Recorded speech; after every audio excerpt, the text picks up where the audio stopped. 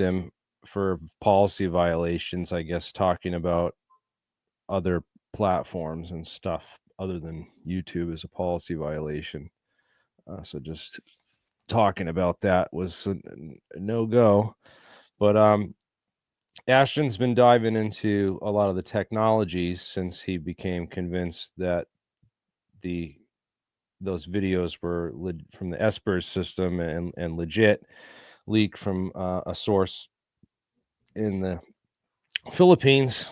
And so he's gone down that whole rabbit hole with a lot of the MH370 stuff, as I've talked about, the same kind of stuff that's going on with all these kinds of things is when there's a kernel of truth somewhere in the mix, as I've pointed out there is with the Freescale semiconductor connections, and the fact that companies that I've connected to 9/11 through my research ran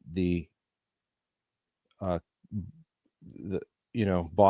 Freescale semiconductors shortly before that plane with those 20 Freescale semiconductor scientists went missing on it. I've always thought that was part of it. They stopped the search. They never found the bodies, so they stopped the search, and then they were able to give up those patents yet less than 5 years later, instead of waiting for them to run out normally. So some people got money off whatever other patents there were in the mix there, and I think that there needs to be a congressional oversight and panel that looks into that, as well as this whole Espers system, right? So space-based infrared is huge, and you'll notice that if you go to other big channels and start talking about some of these keywords, because all it takes is there's an algorithm now that scans everything you say and everything you talk about and runs it through an algorithm search. And if you say certain keywords or phrases, you can get flagged, and they'll immediately put up a bunch of flags on your channel, which is what we just saw happen to these streams getting nerfed and shut down for talking about certain keywords or saying certain things. There's certain phrases. In fact, if you type certain phrases, if you talk about anything that's classified, there's classified words and phrases of classified program names and anything like that get put into a word bank somewhere. There's some kind of algorithm that tests for that stuff. So what's really funny is that what I'll do is I'll do browser isolation. I'll open up Google, I'll open up Brave, and I'll open up another one. Sometimes I'll do it on my phone separately, just so there's no background cookies that are shared on both platforms somehow. But basically, you can see in the live stream, if you type in certain stuff, certain things you type in on the live chat, they just won't show up.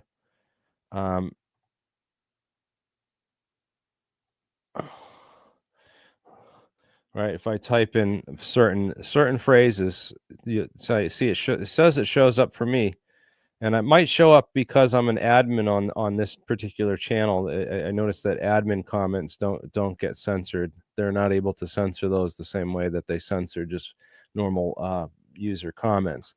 But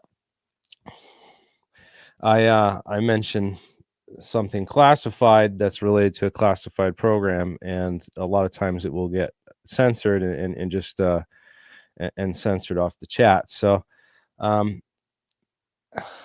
wanted to let people in on that piece of information of one of they got it all run and bots running all this stuff now. It's all run by computers with algorithms running behind the scenes. And I'm hoping that I get more people in on these technologies. Of course, Eric Davis testified before these hearings, and it's super interesting that they're talking to some of these experts who are guys that worked very closely with some of these programs, some of the real programs, and know a certain amount about the real physics and the real technologies and stuff. Although I have a feeling that they're only allowed to say certain things, and Yeah, so I can see a lot of these comments, certain things like that. It's not classified, so it's not gonna censor it, and it's not like super X-rated. So, yeah. But Anna Paulina Luna is holding these hearings, uh, and I wanted to point out with any of these congressional hearings that anytime they have these congressional oversight hearings on anything, what the CIA and the intelligence agencies are usually do is they get ahead of these things and they make sure that that people that they either know are controlled or something. They're not going to let a guy. It kind of slipped through the cracks a little bit, I believe, on the on the JFK hearings. Of course, it's been too long that they can't really cover so much of that up because a lot of the research that's been done on that. I really hope there's 9/11 hearings and that they, invite some of the key people like, Kurt Weldon and some of these other experts that I've interviewed on my channel for the 9/11 stuff, because that and the JFK hearings are super, super important to the freedom of the United States and our future, that we know what exactly happened in all those cases. And, like we've seen so much of in the JFK file stuff, for example, they get ahead of the narrative and they put out all this stuff about the limo driver shot Kennedy, or a guy from the storm drain, or it was Israel and the Jews and Mossad and all these conspiracy theories that are put out there on the surface level to really promoted by the algorithm and the bots and really engagement farmed up. um, they've are able to get ahead of a lot of these narratives and sort of control and frame people's the way that people understand and come to look at these things, so that when they do see real information, as we saw in the last interview that we did on this channel. I think you can go to Bernie streaming this on Crypto Alchemist, so I know he probably kept that interview up, but I was getting called in the background, and I had a lot going on that night, so it wasn't just the stream and the guest that they had on, but we had a guest on the other night that was this Elaine Freeland. um, and it's just funny that these people come across pure disinformation in their searches. Genuine people who are genuinely searching for the truth come across disinformation. It's just so prevalent out there. There's bots that are designed, as soon as you start researching or talking about this stuff, they will show up and show you false rabbit holes to fall down, and all disinformation holes to really get yourself trapped up on a lot of bullshit that you don't really have the resources. I mean, some of the stuff, it's taken me years and tons of resources to resolve a lot of burning questions in the field of UFOs. And it doesn't just come out overnight, and it takes a lot of money sometimes to research some of these more complex conspiracy theories, like Eric Hecker's idea that we got a phased array radar system in the ice cube neutrino detector on the South Pole. That's going to take some time to verify and vet, and going through the process of doing that. I've slowly going down those rabbit holes for next time we have him on. I'll have more information and follow up on and doing real research and showing that. Um, Ashton's touching the surface on a lot of this physics stuff. I know I've seen a lot of people get involved in some of this crazy physics stuff and totally lose their minds. And it's a good thing to become passionate about. But there's a lot of science to this, man, and there's a lot of skepticism that needs to be thrown at all this stuff, because nobody, whether it's Eric Davis or Hal Puthoff or Franklin Mead or Lake Marabou or any of these other people who've worked on the scientists who've worked on like these deep black aerospace technologies, that are on the cutting edge, patent holders like Kevin Kremeyer, and I mean, I have huge lists of these people, and we've interviewed tons of them, of the breakthrough scientists too, that are getting contracts from DARPA to do a lot of this advanced research. So Abby Loeb is relative newcomer into all this. I've been doing this 20 years, and I don't know what Abby Loeb was doing 20 years ago, but I'm sure he doesn't have the UFO case knowledge or the physics case knowledge, and just the general consensus of all the scientists and database of all the scientists I have. I wish that I could be in charge in this seat right here. I don't really think I could testify, but I'd just be too afraid I'd make something. I'd mess something up, and then they got me for lying to Congress now because I messed up, one factor. I mixed one thing up, and I just would be so afraid under that much pressure. I don't know how I'd be able to deal with that position. That's just whew. But I'd love to be in this seat or this seat, just this guy's seat, rather, saying, all right, well, here's a list of all the witnesses that we're going to call up and come to testify and to tell Congress and the American people just exactly what the heck is going on with all these UFO programs, so that we can put a lot of this stuff to bed, especially with what they're trying to do with Arrow. And Arrow's wasted a lot of its time just debunking the very popular frauds, which I believe that's a cycle that they perpetuate in the media. They prop up these Jeremy Corbells and give them their own shows on TMZ, and they prop up a lot of that artificial zoo of propaganda. UFO revolution, right? It's called. If you have a TV show on TMZ, you're not the UFO revolution. You're really just peddling some stuff that is, maybe a kernel of little bit of truth, but with a lot of nonsense mixed in to really not lead you. So this is what the CIA does with a lot of things, is that they'll create a false narrative, or at least prop up people that can be easily misled through their own sources or through their ego. Jeremy Corbell's got a huge ego, thinks he has all these great sources. So you just feed him disinfo through those sources, and you can control the narrative through a guy like this. You give him a little kernel of something that sounds like the truth, but it's really just not. It's misdirection, and that's what I believe a lot of these players we're seeing come out, and they keep adding more. And yeah, again, they keep adding more to the mix, is what I believe. I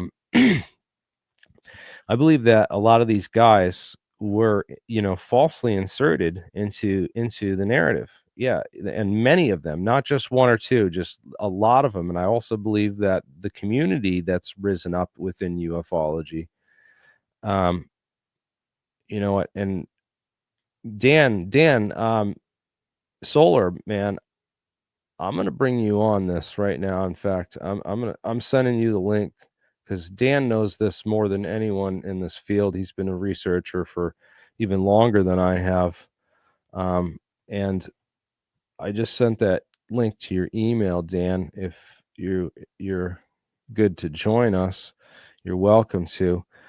But yeah, this is just very important. When people come out fully formed with no sort of real background in this stuff, we know the people that have the background in the UFO game, if the researchers that have been doing this the longest and really have the best information. And Dan's seen that firsthand. Our friend Michael Schratt has seen that firsthand. They have the database and the information that is the real UFO file.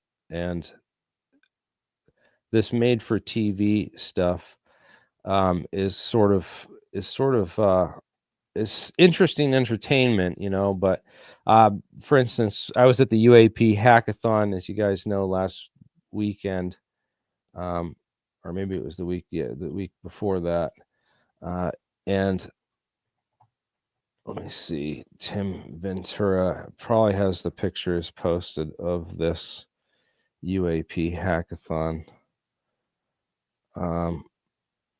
Yeah, he's got a bunch of the videos posted here. So if you follow at Tim Ventura, he's got a lot of the videos from the UAP hackathon that we went to posted here. Got to talk to Jesse Michaels, got to talk to Danny Sheen. I got interviews with both of them that should be coming out soon.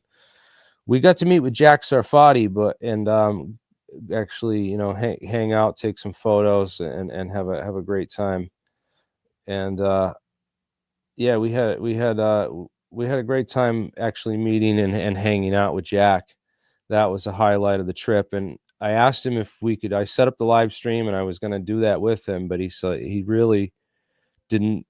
When I got there and we actually had it, we couldn't get a good internet connection. There's a lot of noise, and also he also said, like, a lot of the information is going dark. It's going black. This stuff is real, and it's going into a development phase that a number of people in Silicon Valley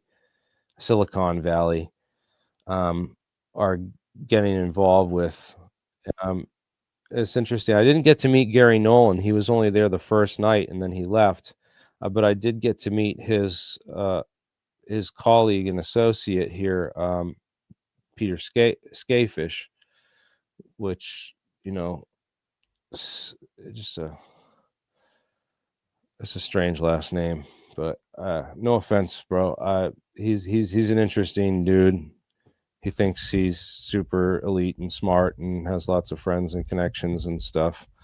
But, you know, he hasn't been doing this as long as I have, and I really wish I'd gotten more chance to talk to him. But you know, we're both kind of abrasive, you know, kind of personality types, and it didn't really exactly mesh well in the conversation. But it was an interesting, you know, talk, and I, you know, try to show him some rabbit holes of all this. Where'd Dan go? He was just here, and I just added him, and I brought him in, and yeah, man, that was epic, dude. We got to meet him and hang out, and I mean, literally, the guy that Doc Brown from Back to the Future is based on, right? So the whole phone calls from the future when he was a kid and getting in the Stargate program and all this stuff. Stoller, what's up, man? Shut your sound off. Hang on a minute. I'm on my probably why it's. Does it sound better? What's up, man? Shut your. Oh, hang. Yeah, you got something playing in the background. I'm just going to mute you till you get everything shut off behind you. So let's talk about what's going on with disclosure and these hearings. I want to talk about, you know, the House Select Committee on Assassinations and how they put a known CIA spy, George H.W. Bush, in charge of the whole House Select Committee on Assassinations. I mean, he was basically put in charge of the CIA, not the HCSA, but they insert a lot of people into the HCSA who were on CIA payroll. Got really ahead of a lot of the questioning, the lines of questioning, and also so many witnesses that wound up dead or just killed, and you know, all the loose ends got wrapped up before they could testify to these you know, congressional committees. So again, the CIA getting out in front of all the important key whistleblowers, assassinating them or otherwise preventing them from testifying, and you know, really getting ahead of all the investigation and covering up the truth and all the loose ends in the past of the whole thing. And Bush was one of those key guys that was placed into that during that time. So we know that this is how they handle these congressional hearings. So we have to be very skeptical. What are your thoughts on these hearings? And you know, Luna's, she gets some street cred bringing on the JFK stuff, man. They brought up a lot of great stuff. Having Jim DiOrginio, an expert on his caliber, that's what they need for UFOs, and we are those guys. None of the people that I've seen come and testify so far Where's Bob Lazar at? Anybody that believes in Bob Lazar? I argued all day about Bob Lazar for some reason today, and like somebody brought it to me, and Yeah. I want to bring something up though real quick that's really important that all you people can hear. It's recorded. You can see my face. I got a job about 5 years ago for a government contractor, which just shocked the living shit out of me and Jeremy. I'm like, why would they hire me? Because of the UFO stuff, the Ed Fouché stuff mainly. Okay. And I've seen stuff that people have no clue exists. I'll just put it that way. Recently, I had to have a medical procedure done. As you people know, I lost part of my finger, right? At work. And there was a fan that was this fan was like 15 horsepower, and it ran 50,000 RPMs to cool this giant diesel motor that I would build at work. I was building diesel motors. You can't take pictures of any of this, so you don't have photos. No, you take a picture, you're fired, and they take your phone. But listen to what happened.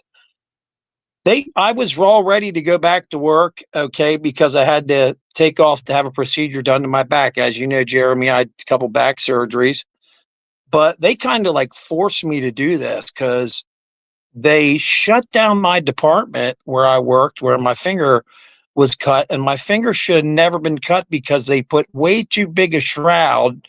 A fan shroud is the cover. If you've ever looked inside a car and that plastic shroud around there, it should never be big enough to let a person's finger through. My finger went through with a pair of leather gloves on, and ask Jeremy, he's seen pictures of it. It just ripped the end of my finger right off. They had to reattach it. So I get put on 2 medications. One of them is a nerve suppressant because the doctor said you're never going to be able to sleep. Remember I told you used to have to tie my hand against the wall so it wouldn't throb? It was insane what I went through. He said it's going to feel like 10,000 paper cuts. So they put me on this medication, and I get ready to go back, and they send only me a letter. I have that letter. How they got my fucking medical records, I don't know. I'm sorry for saying the word fuck, but I'm really pissed. It's the company BAE. I'll say it right out loud. I don't give a shit. Fuck you. Those bastards sent me a letter saying that I had to cease taking that medication right away, right? You know what my doctor said would have happened if a stupid doctor would have did that? He said, at my age, I'm 53, he said I'd had a stroke and fell on the floor and died the first day. And so I have a feeling that company that you mentioned there, BAE, I mean, they built the stealth tanks and stuff. They built a lot of crazy technologies that people have no idea about that I believe are going to be used in the next false flag. Bro, the stealth paint that went on the stealth bomber, it's $10,000 a gallon. They're painting that on all their tanks right now. That started happening right before I left, and they put me in that department because they closed the motor shop down. I hated it because I'm a mechanic. I'm not and I'm an electrician, not a fucking painter. And they put me in there, and they got this guy to start fighting with me, this much smaller black guy. And I started carrying a shank around with me because I didn't know what was going to happen. Can you imagine being at work and carrying shanks around with you because you think you're going to, these people are going to kill you? So a screwdriver. And well, I told him outside, I said, he was a supervisor. He was on my ass the first day. They said, try to get this guy out of here. I said, come on outside once and we'll see what happens, you little bastard. I said, I hit you one time. I said, you ain't getting up.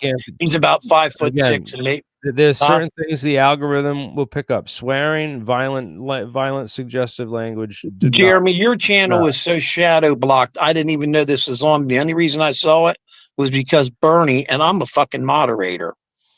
So how's that possible? So it doesn't matter. So check this out, man. So they send me a letter telling me they're not allowed to do this. They're not even allowed to get my medical records. They send me a letter, send my doctor a letter, send the hospital a letter to cease and desist giving me this medication immediately. He calls me on the phone because here's what I do. I figure, oh, okay, well, I can't even call my meds in anymore. He calls me on the phone like 7 days later. He's like, Dan, you haven't called about your meds. I said, I got a letter stating I can't take my nerve medication anymore. He goes, listen to me very carefully. You're 53 years old. You're 6'4", 250 pounds. He goes, you are going to drop over dead of a stroke. I said, oh, is that why my legs are going out from under me and I'm falling on the floor? This is no bullshit. I'd be walking and from my knees down would just go out and I'd hit the floor. I hit my face one time and like busted my nose open and everything, man. I didn't know what was going on. I was hallucinating like you wouldn't believe. I think the company, I think they tried to kill me. I really do. Because if you look up the medication I'm on, I'm not going to mention on here, I'll tell you in private, Jeremy. That nerve suppressant was so I could get sleep because I was going in there, bro. And I could stay on workers' comp for years with this injury. I could be on it right now. I went back after about 6 months, if you remember. I invited you on to talk about these hearings and UFOs and well, I just want to say this in case something strange happens to me when I go back to work. If I go back, I'm putting this out there, dude. You can't trust these companies. There's been several people that have died there of weird things. I don't know. But okay, well, I just wanted to put that out there. I'm sorry, you, man. And you know, like if it's a super dangerous and sketchy place to work, man. I mean, if you do you have anything to share that they're working on that's you need to blow the whistle on, we're always here for you. But you probably the head of the union, I don't know him. They put a new union in since I've been there. He like kind of threatened me. I said, when my first day comes back, I said, I'll come in an hour early and me and you will go in the union trailer and have a talk. Make sure you got a dead man switch like set up so if anything happens. So I got the union after me and the company. It's like, but I'm going back and getting in their face. They're not going to chase me away. So anyways, yeah. Okay, so this happens. All right. So what do you want to talk about? There was did you see that thing with Chris Leto today where he showed okay, you have it up, the Congressional Hearing, UAPs and UAP. Okay, I want to say something right now about George Knapp and Corbell, if you don't mind.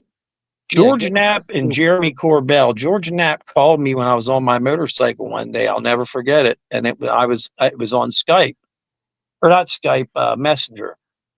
And I was like, what's George Knapp doing calling me? And he wanted to call and argue about Edgar Fouché. He goes, your friend Ed told you he was always a liar. Now, did you see their latest videos? They're doing a 3 or 4 part series on black flying triangles. But Ed was a liar. Remember, Jeremy? Yeah. Coming out of the ocean. And I don't remember if you remember this, but Ed said that up around Whidbey Island, out miles at sea, he said these 3 gigantic metal, like, I wouldn't even know how to describe it, like shocks would come out of the ocean. And the TR-3B used to land on it, and they would do like transfers of people. They would load the thing with food because this thing would be in space for a long time. They used to go like and sit over top of North Korea, stuff like that. That's stuff I've never told people before, but I don't care. They would, there's just certain things they would do. And now all of a sudden on Weaponized, they're talking about TR-3Bs. They have pictures of ones identical to Ed's. I would love to talk to George Knapp now, after he said Ed was nothing but a liar and all that stuff when he knows his buddy's the liar. When I asked head of security at Area 51 if Bob worked out there, it was flat no. But when I asked him if Ed worked out there, he said he could neither confirm nor deny. Which means he was there. Mm-hmm. You're talking about TD Barnes, right? Yeah, TD. TD Barnes still runs the Roadrunners to this day. He's the president. Anybody that doesn't know that, those people are all confirmed former Area 51 workers, CIA, Air Force, everybody that had been there. How it works out there. I was telling Jesse Michaels this because Jesse Michaels is like, "No, Jeremy's cool, man." And when he interviewed me, he's like, "Then Bob Lazar's legit, dude. You have no idea. He's like the most legit." And I was like, "No, like you have no idea. I've researched the case for like 20 years and met guys that have been researching it for 30 since the case started from the very get-go." And you know, we have pictures as far back as 1958 of that hill where supposedly hill of sand, by the way. Where that military hill with a military clearance, and or you weren't one of the 50 guys that they brought in there for this operation where they literally, TD Barnes says they bought out the whole entire neighborhood around this lake out there, and they built the artificial lake in the neighborhood and built all the houses around it, and the entire neighborhood, everyone on the street was worked at Area 51. That was their job. So you knew all your neighbors, and you all had boats. You all like boating. Guys that all like boating so that they could buy, they'd all have something in common. You don't need any more friends. You got 50 guys to choose from that all work at the same thing, and you can all go fishing with them, and you can't talk about nothing. Their wives and them hung around together at the same lake, and they didn't. Yes, you're exactly right. They didn't hang around anybody else because they didn't want anybody. They didn't want them talking to anybody because if what Ben Rich says is true, and I tried to get Michael Schratt on here tonight. Michael Schratt, I don't know if you know this or not, he is now running the National UFO Center that David Marler built. A school took it over. And Michael Schratt's there full time in New Mexico. And I want to tell you something. There's like 4 buildings there. It is absolutely fascinating, man. It is the stuff that's in there. We got to go there, Jeremy. We got to go there and do a show. Yeah, David Marler's collection was so big. It's twice the size of Michael's. And Michael, you and me know how big Michael's collection is. Michael's collection takes up 3 full gigantic size in California. Full gigantic size. What are those things called that you put you rent every month, Jeremy? The storage units. Yes, they were storage units. Large storage units. Yeah, look at the size. We went with Michael Schratt. He spent $20,000 in copy machine fees to copy their entire library, and he just left with it. It was unbelievable. In West Virginia at what was that guy's name that was the UFO researcher? Gray Barker. Gray Barker. And Michael, I never have ever met anybody. Like, my phone will ring at 3, 4 in the morning and stuff, and they'll be like, "Man, I have a question about a case I think you know about." And it'll be really weird because it'll be a case I know about, and then there's so many that he knows about that I don't know about that are just insane stuff. He's really into the crash retrieval right now, and I think that's a dangerous place to be. Yeah, they definitely don't like that thread being tugged, and there's a lot of disinformation that's put out in the path. I think he's stumbled upon a lot of that early on, but I think he's working through it the deeper he digs into a lot of this stuff, as we have over the years. You waste a lot of time chasing these red herrings that are put out for you, and you lose scent of. Oh man, the red herrings! Jesus, Bob Lazar is one huge one because it's like immediately is like this. It's just straight. They're out of money. That was supposed to be in December. That show, the Luigi, whatever his name is, seems like a real nice guy. They put $2.5 million, I think, in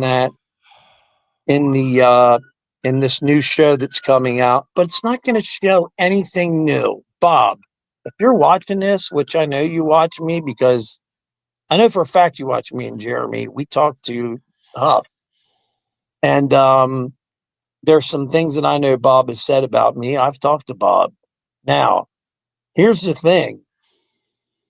We're now moved the whole way back to July or August because Michael Schratt got me front row tickets out there. I'm going to it. But you know what's funny? You don't, huh? They're screening it in Vegas. You're going? Absolutely. I'm gonna have front row seats. I'm gonna meet Gene Huff there. Yeah. Dude, you got to get an interview. You know what's really funny? I heard that Jeremy Corbell's not invited. Good. That's what's funny. And I believe that to be true because you and I both know how certain people feel about him. And what's funny is on their show, you never hear them talk about Bob anymore at all. You never hear them talking about this thing, Yeah. this.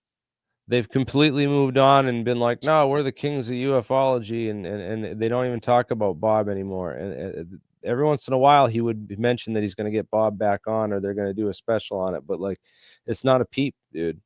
They Yeah. won't even touch this story anymore, and that's very telling. It's very telling of the situation that they have a huge show that on Yep. TMZ, the UFO Revolution, and they're They getting get paid for it. millions of views. They're Yeah. getting paid millions of dollars, and to think that that's not a propaganda mill is Well, exactly. It's run by the government and attorneys. It's Hollywood, and let's face it, Hollywood is a very evil, disgusting yes place that is a has been. They said they're not even going to be making movies there anymore recently. Did you see that last week? That Hollywood's done through the fake shit now. It's the internet's taken over, brother. The internet's taken over. The news stations are done. Okay. You want real news? I find my real news from these guys, some of these military guys that tell it like it is. And then all of a sudden, you know, they'll have a real big growing channel. You know, it's like, wow, we got another 1,500 subs in 2 days. And then they'll get like 10 subs that week. And you know what happens, Jeremy, like what happened to your channel. You had over 100,000 you had over 100,000 subscribers a long time ago, right? And you had to email them and get on their case just to get you a plaque. I mean, Ashton's got his channel nerfed at around. They stopped him at like 79K. He was getting big. It's like three-quarters of a way to a silver plaque. I want to say something about Ashton. He turned off a lot of people too with his attitude and the way that he's acted. Yeah. In a lot of he acts like he knows more than the physicist, but he's got South Bias on there. Okay. What were they talking about the other day when they said it'll be dirty and you'll never do it again? What were they talking about? Whistleblowers. They're talking about the most powerful weapons that have replaced the nukes, and if you want to know what they are, they're the gazers. You're talking about it's a beam that goes faster than the speed of light, is what you're talking about, right? You don't know about the gazer? Show me. Well, I learned about this because I started reading into all the different. I wanted to learn every element on the periodic table and really get into chemistry, and all the physical chemistry, right? And one of the things you learn about in physical chemistry is hafnium. I'm still on here. I'm turning my camera off. Go ahead. And this hafnium isomer is a particularly interesting candidate for induced gamma emissions, IgE experiments. And so it's basically a cascade emission of gamma rays. So it's a way to make a gamma ray laser. You can read about the gamma ray laser or it's called the grazer. I call it the gazer because it just sounds funnier. And that's what Sal was talking about. That's one of the weapons Sal could have been talking about. I don't think that might have been the actual one. Is a sound laser, right? So it's sound beams focused into almost like physical matter-ish, right? Well, they use this hafnium, and there's a big shell of it in the H-bomb. Hey, Bernie, what's up? And to get the H-bomb reaction going, you got to have a ton of gammas all reflected and focused in an area. So what they do is they set them off using this hafnium. Apparently, this is like one of the H-bomb secrets. And Jeremy, are you sure? Jeremy, are you sure that's not that weapon? There's another key part, and Ashton's actually been bringing it up a little bit today. He was talking about it, and it is he's gonna get run over by a train. Lower hydrogen phase shift energy, that you're able to get exponential energy gain out of electrochemical reactions with the phase state changes, and that is how you get the massive gains in and out of the fusion and electron shell states. Jeremy, we're about truth on here, and I just want to ask you something. How did Ashton go from just that crazy video that I still will never believe? I don't know if you believe it. I do not believe that video, that MH370, to being this like physicist guy. I'm going to How state did you do one that thing. in a year or two? How did this happen? I don't understand it. He Okay, was an insurance guy or something before. He was getting like 1,000 live viewers per video and stuff. Oh yeah. And he's got less subscribers than me. It's like how he's doing it is he's being put on the he's getting on like the larger alt podcast where they I know. look at his redacted interviews. They're at 5 million.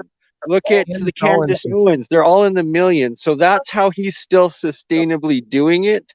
But I want to state one thing with that video is that whether you believe it or not, the fact of the matter is that the only people that had the capability of producing something of that quality with that information in it, whether it was fake or real, in the time frame that they got released, had to be the military. So it's like that. Do you think he might be connected to them through disinformation or what? There's something about him that just throws me off. I don't. And he knows it. I've told him right to his face. He believes Bob Lazar too. He's got Sal Paez on too. I don't somebody that Jeremy, you tried to get on your show for a long time, and it took a while to get on. Remember? He just got him on like he was nothing. It was like, where did he come from? Here's what I want to know, Jeremy. Yeah. Is the stuff he's saying, does he know what he's talking about? That's what I want to know. She does. It seems it seems like the community. Extent, I mean, he got. I believe he got fooled by Dave Rossi, and those guys. I don't trust. He actually spoke out against Rossi today. He actually put him in the same category as like Colhart and Corbell and shit. It was interesting. Dave Rossi, just an interesting guy with the whole Gen Z and the stuff. He would come into the stream and just like, I remember he came a long way, and like, dude, he's only been around what, a year and a half, I think. 3 years now. Because I'll never forget it. He was on the news.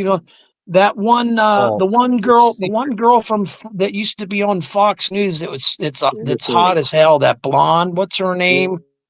Megan Kelly had him on her show the other week. Yeah. I was like, what?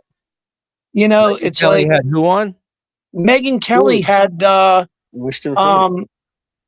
she had what's his name on? We were just talking about him, Ashton Forbes. Really? Yeah, I'm on. He's actually like literally doing like 5 different interviews with like million viewer like podcasts a week. It's wild. And it's like, like Jones, he did Randall Carlson last night. He's like, it's crazy. He's like literally on everyone. And it's like, I don't know. I honestly don't know. And he does come off very, very glowy. Talky. Very glowy. And yes, he's definitely, it's the ego's evolved with. He uses that.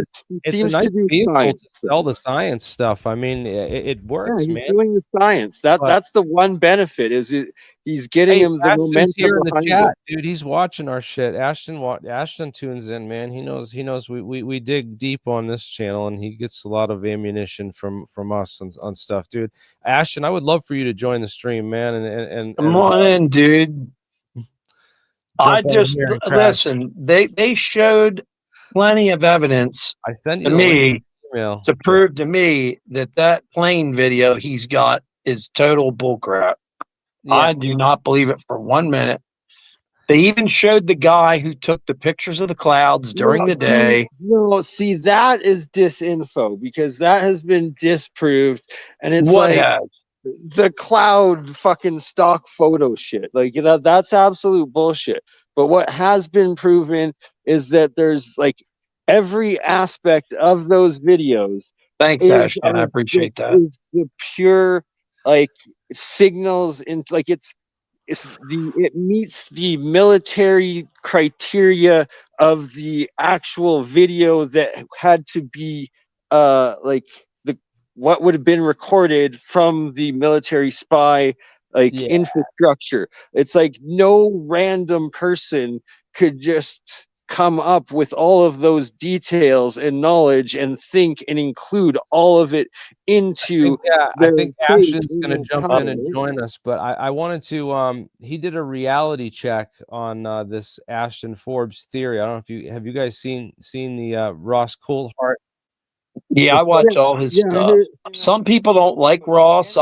He has good guests on. Why is that? Ross He does have some decent guests on from time to time. I wish he'd have Ashton on, but instead orbs he and like plasma orbs and pumping the orbs fully for so long. Okay, hold up. I want to play the clip.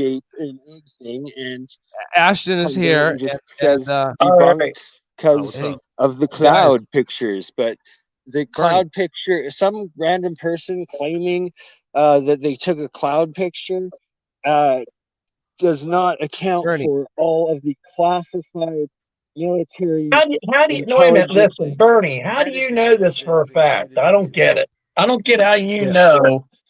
How do you know that guy's pictures were fake? Well, let me ask you this. So the first question should be this: where's the plane? Like, there's a real plane in those videos. It's 11 years later. Where is it? We searched where they think they claim they know it crashed in this 11th arc, and they've got no idea. So the first question is not just where's the plane, but how did anybody that made those videos, for those videos to be fake, somebody had to have the foresight to know 11 years in the future we were never going to find anything. This is the first thing that people need to understand. They found part of one of the wings, I thought. I saw it. What does that mean? With the serial number and everything. What does it mean? That means that the plane crashed into the ocean somewhere. It doesn't. It doesn't. Ashton, 95% of the ocean has not been explored. That doesn't mean that thing didn't go. Okay, let me address 2 points. 1 point. The amount of debris they found does not mean the plane crashed. In fact, the flap also doesn't mean the plane crashed. Those planes can fly and land without the flap. Now, the other part about, the ocean's really big. This is all, by the way, like straight up, and I'm not meaning to be rude, but you've been conditioned to think this because the whole No, I haven't. I've watched that video and I've watched them recreate it pretty damn easily on that one show. Let me finish. The whole point is that they claim to know we have these satellite pings, and these satellite pings tell us where the plane was, how far away from the satellite the plane was. And from this, they figured out the plane must be along these arcs. And they said, okay, we know the plane was pinging until it ran out of fuel. The point I'm making is they claim to know where the plane is. It's not a situation where they could be anywhere in the ocean. It has to be somewhere along that arc, and they've already searched everywhere. They've already searched everywhere along the arc, and they never found anything. Hey, the same thing happened with the planes during World War II. What was it? 9 of them or something like that? So here's the question: 1920s ship. How did the person, no matter how the videos are fake, no matter who faked them, the circumstances, no matter what they think are real or not, how did the person know we would never find the plane? It's hard to find stuff in the ocean, though. But it doesn't matter. It doesn't matter. How did the person that faked the videos know we would never find the plane? No, it's a safe bet, though, to make. I mean, the Cotopaxi went missing in the 1920s, and I think it took them almost 100 years to find it. It's right off the Florida Keys. And this isn't the 1920s. You know, I do agree with Ashton on one thing.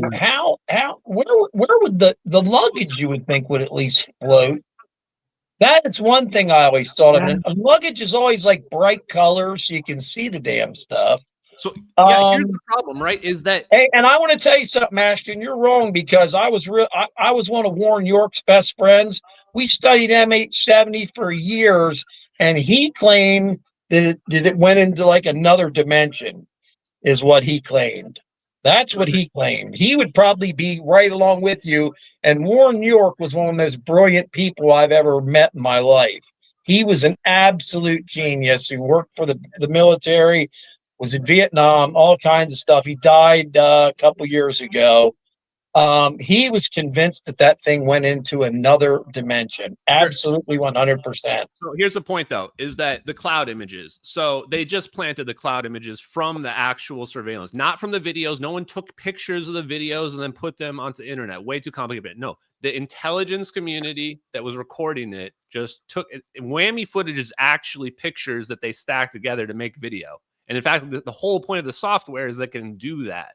So for someone, and the orbs are made by the United States, is what you're saying. You're saying, or the New World Order. Based on the videos, the whole point of those videos, the whole significance is they imply the United States government has that tech, because that's a covert operation. The videos are showing a covert operation playing out, which is just another point where it's like, you can't just dismiss the videos because, you think it might be VFX, or even because somebody says, here's some cloud pictures. Oh, I'm open-minded. Because the weight of the evidence is so powerful, because we're seeing a literal operation in the videos. It's not like the videos are randomly recording this plane. They're recording that plane with purpose, which implies those orbs are controlled by the people doing the recording. And this is the whole thing about them, which normally I came into this and I wanted to be impartial because I wanted to see how people in the community reacted. Because then I can. You're still going, and I'm blown away. I honestly thought it would last like a couple of weeks. And who were you on recently with? Was it Megyn Kelly? Who was it? You were on with one of those. I want to address that too real quick. Kelly? The point is, like, if the videos are real, then that's how you would expect this to play out, is more and more evidence should cause it to kind of build up. And that's just been kind of my approach on it. It was interesting when, like, Bernie pointed out, Ashton's been on these huge podcasts with like millions of views. That's actually that is significant, honestly. And it was just because I've been saying the things that I think are going to come true.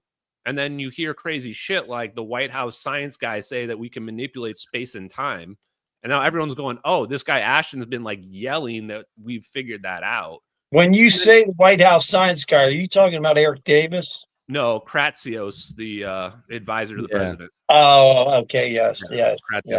But even Eric Davis, truth to you guys is I've just been trying to come and figure it out. And what's happened is I've slowly aligned with like people like Jeremy and Bernie, and I presumably you as well, that believe that, there are factions that have figured this stuff out, and there's a disinformation campaign to like keep people away from it. And I've been doing it's an oxymoron, really. It's crazy. But you have to, for me, I had to come into it without a bias to try to uncover that and figure it out. And to me, it's been very clear. To your point about why am I not on News Nation? Well, because I'm not telling the story they want to tell. They want to tell a story that it's alien technology that we can't understand. Don't think about if we figured it out. That's national security. Exactly. Okay, I have to add one thing into this right now that is so key. And it starts out with, Bob Lazar, right? Like, so at work, I'm just randomly trying to like talk to like random construction workers. That happens to me all the time. The first thing they're like, always bring up is, Bob Lazar, right? Like all that. It's like, no. And here's why. One, unatabium. What, like, regardless if that's the actual name, it's like it's unfucking attainable to the average person. So don't even ever like dream of doing this, And then number two, hydrogen. He has the hydrogen working car, but it's unattainable to the average person. So the hydrogen working car in the 30s, brother. Yeah. But it's like he has to take hydrogen, then turn it into, not only produce it, but then he has to rejet it. Freaking sulfide, freaking compound solid that then has to re-transfer into hydrogen before being used, right? So it's so what are you saying? stupid. It's impossible. Where real hydrogen, here's the thing, here's why it is 10 years away always. No, it's fully fucking developed to like the most extreme efficient engines and everything. Why it is being held back is because the only efficient way to do it is water as your fuel. Water that is instantly split and then put into hydrogen and oxygen into the tank or into the fuel injection on site. The ridiculousness of having to split hydrogen somewhere else, then ship this explosive stuff compressed through pipes, then store it here, then carry it compressed in your vehicle that could explode at any time, and all of this danger and inefficiency that's taking more resource energies to get this energy that you're using as your fuel. It's stupid. Well, so here's the thing. Actually, the pipes now are made out of. Actually, the pipes are actually made out of a thing that's very similar to. The point is, you don't need pipes. The most energy efficient and cheapest thing is just having a tank of water that you just put a little bit of electricity and charge into right before you pump that reaction gas into your fuel injection, and it's boom. It powers your vehicle. That is the whole point. If you're wrapping your mind around what I'm saying, listen. If I change the jetting in the one car I have right now, I could run it on hydrogen. That's all you have to do is change the jetting. Exactly. You have to absolutely change all your fuel lines because you can't mix gas and hydrogen together. That's bringing it back to Bob Lazar. It's the thing that is mass produced and fed to everyone, and it's unattainable to the average person. Where in fact, these technologies. We got Ashton on. We're going forward. Bob Lazar is going 30 years into the back. Bob Lazar did that video with John Farrat. Do you know who John Farrat is? It's Bob Lazar's buddy. Bro, I don't care about John Farrat. I don't care about any of this stuff. Fuck all of those people. Fuck Bob Lazar. Fuck Bob Lazar. We're stopping to talk about Bob Lazar. We got Ashton Forbes on. I want to go 30 years in the future, not 30 years in the past. It's nonsense. We've done so many debunks on that on this channel. I don't think we could even do anymore. And nobody watches the old ones we did. Why? It's nonsense to even talk about the subject anymore. It's the past.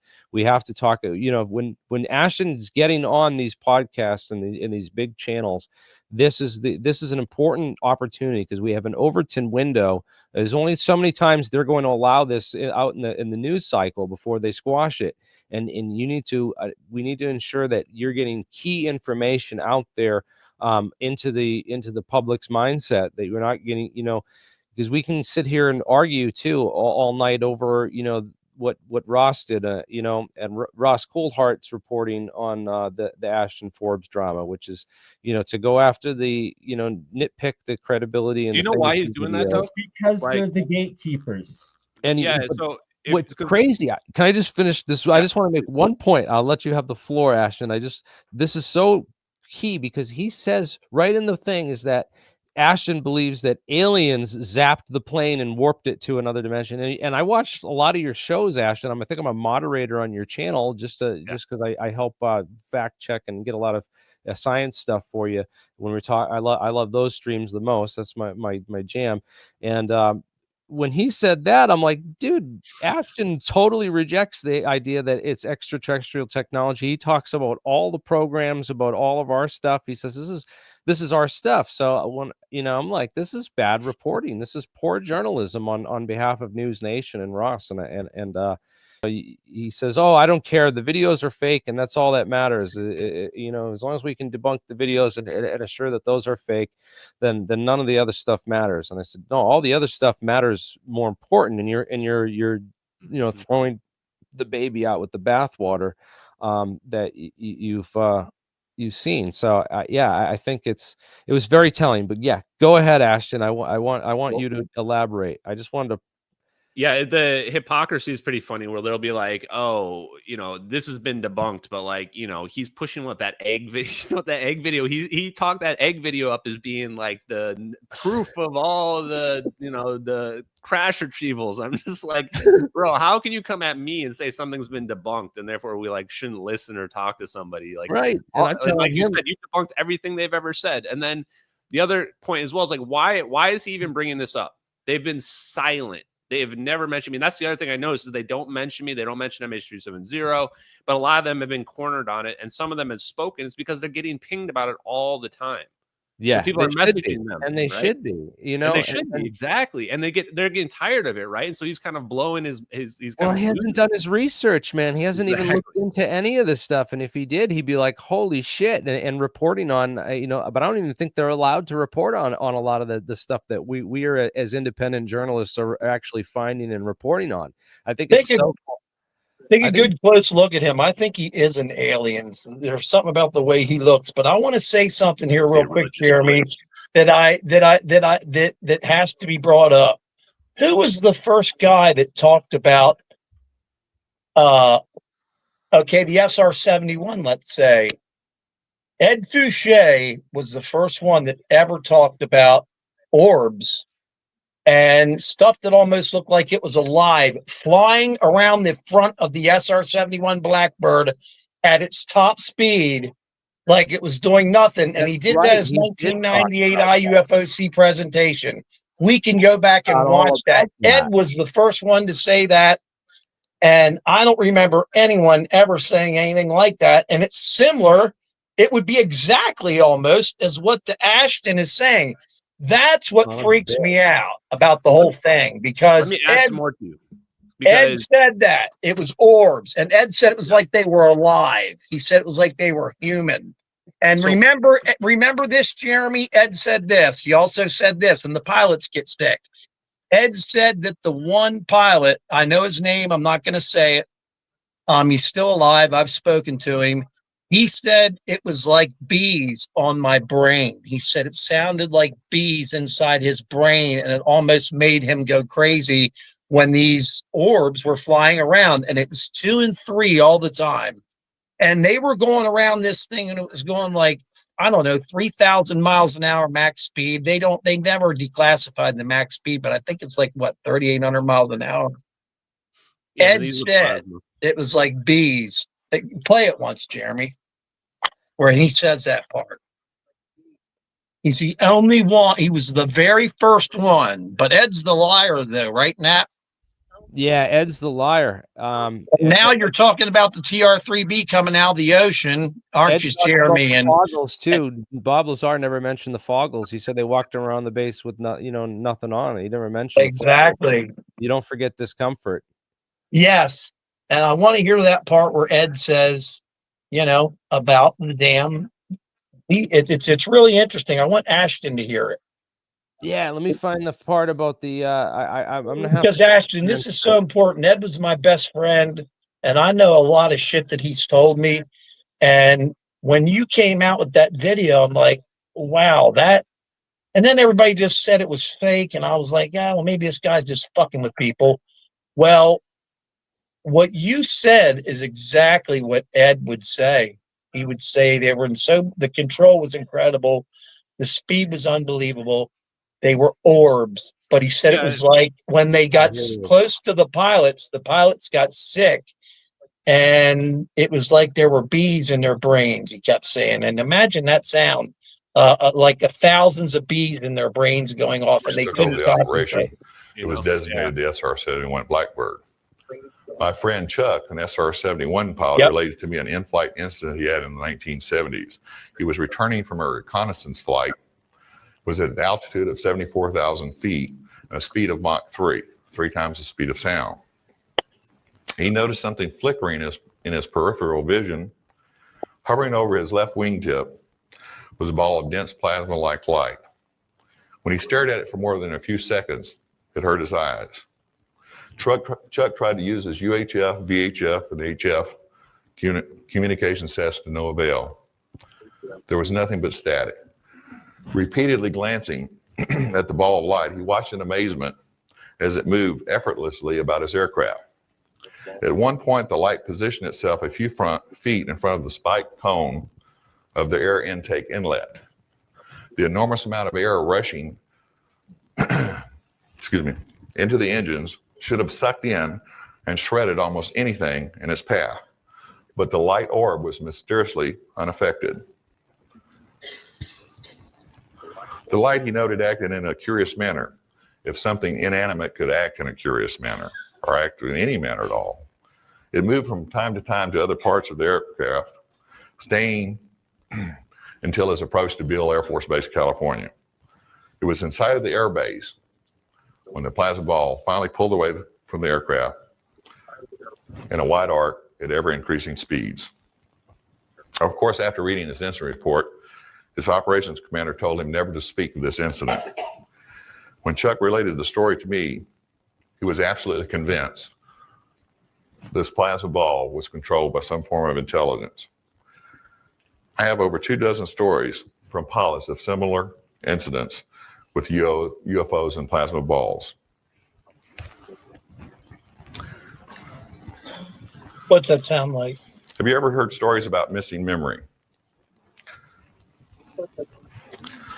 Sal worked a program for 2 years in a top secret research facility in California. At the end of the program, he started having flu-like symptoms. And after several days of worsening symptoms, went to his company doctor. His company prescribed some medication and sent him home for 2 days. On the third day, he woke up and couldn't remember where he worked or who he worked for. He called his brother. His brother, in a panic, called up the company. The company informed him that his job had been terminated because his contract had run out. Yeah, that's a crazy part of it. It almost sounded like Havana syndrome or something, but then, so. Yeah, but I mean, they answered all this. I mean, this is all old news for you guys, right? Like, this is all old stuff. Yeah, I mean, I knew that so long ago. It's ridiculous. Yeah. And that's why your video interested me in the first place. But you got so much negative attention about it that I had just, I'll tell you what, if that video's real, I apologize, but still getting negative. I had been negative on it, but I was never a dick about it. All right. Let me ask you, people that have some donos, they want to add a couple quick questions on it. They wanted to know about the Inmarsat satellite pings. So United States intelligence controls the Inmarsat satellite pings. So to the point that was being made earlier, like, where if we didn't find anything where those satellite pings claim that the plane was, then why do we think the satellite pings were real? The point I was trying to make earlier is the debris that was found is from MH370. It's just in the wrong location, which means the satellite pings must be fake. Now, the cloud pictures, I said this earlier, but there's only two explanations. Either someone found these cloud images on the internet and they used them to create these elaborate videos, two videos from different positions, right? Different orientations, different angles. Or somebody planted those images on the internet afterwards from the real imagery. Those are the only two things, in my opinion, that can happen. Now, the problem with them being fake is that on the Wayback Machine where these images exist, they only go back to 2016, 2 years after the videos were already published on the internet. Yes, their metadata says they're from 2012, but the metadata doesn't matter because the story is, remember, somebody found them on the internet and used them to make the videos. We found the photographer. They're not the person that made the videos. So they have to be somewhere online, and there's no evidence of them being online. That's the problem. So one of the stories that I mentioned must be true. So is that the last? Okay, go ahead. What about the guy that was arrested? What was it, just named Jeremy Lin or something like that? Yeah, and so Edward Lynn's the guy that leaked the videos. He changed his name. Like, there's so much evidence that, like, clearly, the videos are real. It's just hard for people to accept what we see in the What videos. do you think they did with him? Like, if he changed his name and stuff like that, they probably relocated him, gave him $2 million and said, shut up and hide here for the rest of your life. They just said they'll just kill him if he says anything, or he'll go back to prison. So did you see that interview with that guy named, I believe his name was Matt Brown, and he's come out as a whistleblower, and he claims that he claims that if someone doesn't protect him, like right away, he's going to get life in prison or the death penalty. It just came out in the past couple of days. Have you seen that interview? Yeah, I mean, those guys are not going to get killed. Like, if they were to actually speak, maybe, but they're not going to actually speak. Well, these were former military guys, though. They signed paperwork. He claims he didn't. He claims he didn't. The Immaculate, what is it called? One more thing on that, and I can't stay for very long here because I was already streaming, but I want to just add one more thing to that cloud picture thing. When you reverse image search the pictures, they don't go back to the website. They go back to Reddit when you reverse image search the pictures. The person who claimed to have found the pictures, their story makes no sense. It's like an anonymous, like days old Reddit account as well. And then the last thing is these pictures are supposedly from a larger set of photos. The cloud photos are. Here's what's weird about it. Ariel's 0028 is just these 5 photos. And supposedly these 5 and all 5 of these combined create the MH370 videos. They're claiming they're from a different set of photos, a larger set. We found the larger set on the Wayback Machine in like 2013. These photos aren't in there. We looked at torrents as well. Those photos aren't in the torrents as well. So the point being, I'm not trying to make up some rational explanation. I'm just saying like the evidence stacks up where those things weren't necessarily there. So hopefully that answers the questions for the person who paid those donos. Thanks for coming on, man. I hope you didn't get pissed at me like last year when I wasn't heavy on your case, but I was like, come on, Ashton. Well, let me put it like this, man. Obviously, what I'm saying is fucking impossible, right? And I'm a rational guy that realized going into this, like, you're gonna have people that get angry, people that are sure that the videos are fake and what have you. So all I can really do, I don't even like arguing about it because it's like, look, I'm just gonna say they're real. I know they're real. And I'm going to point to things that will ideally be proven in the future. And you guys are on it. Like the plasma stuff, Eric W. Davis, you guys know the right people. The problem is it's like, ask yourself this. Eric Davis, for example, gave away some information that he was working on those black projects in like the early 2000s and maybe even the 90s. Look at what papers he was writing during those years. He was writing ball lightning study and teleportation physics study while he was for Air Force Research Labs while he's working on black projects. You think that's a coincidence? Yeah, I think Eric Davis is pretty freaking smart. And now he's sitting in the middle of this thing like he's like a fucking celebrity, and Anna Polina Luna is looking like she wants to like jerk him off. Like, come on.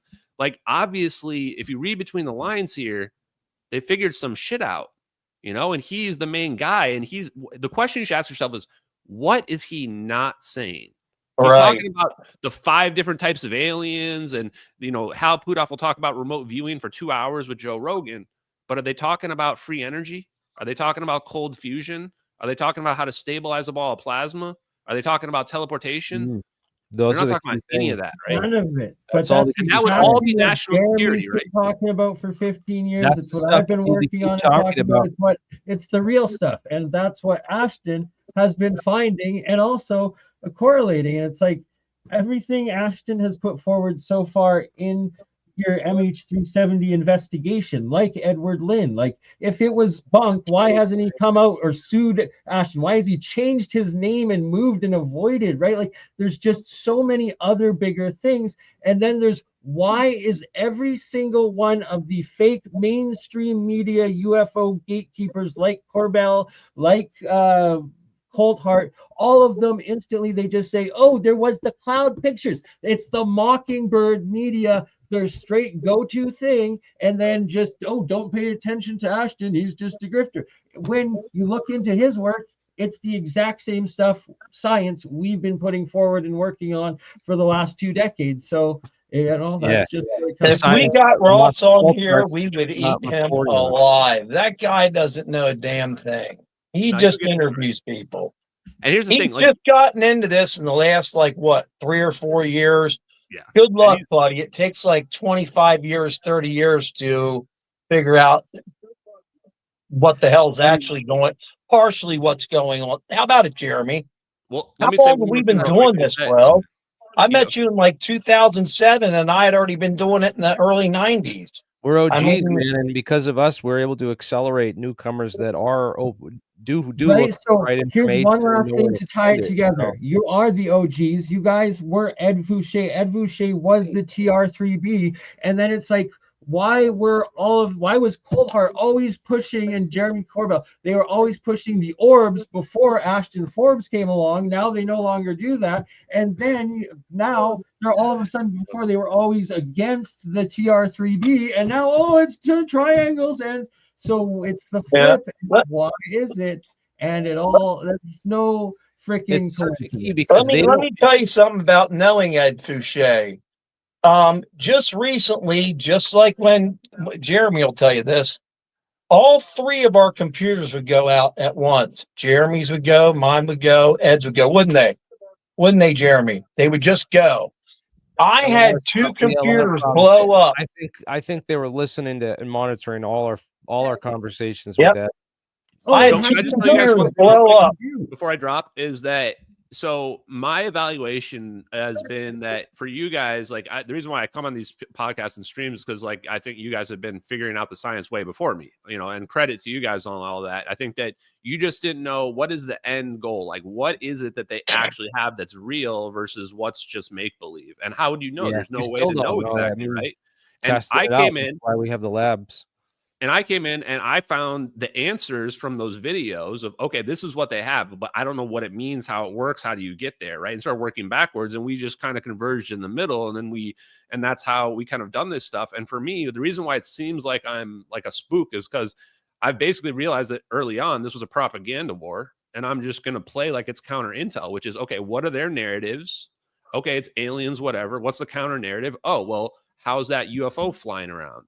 So my last point is that's one of the most powerful ones because to Bernie's point about Bob Lazar and everyone else, there is no conventional source of fuel that you're going to conventionally fly from here to the Andromeda galaxy in a small craft. There's just no space for it because of E=mc squared. It doesn't matter what your fuel source is unless it's magic fairy farts, right? How do you keep from running into something also? That's another thing people never talk about.